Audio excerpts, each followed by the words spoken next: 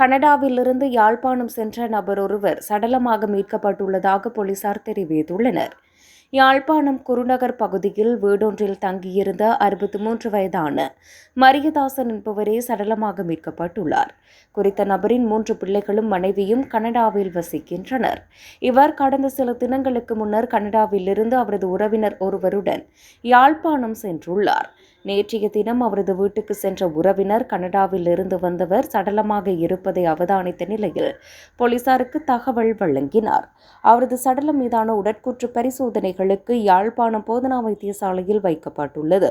சடலம் மீதான மரண விசாரணைகளை திடீர் மரண விசாரணை அதிகாரி நமசிவாயம் பிரேம்குமார் மேற்கொண்டு வருகிறார்.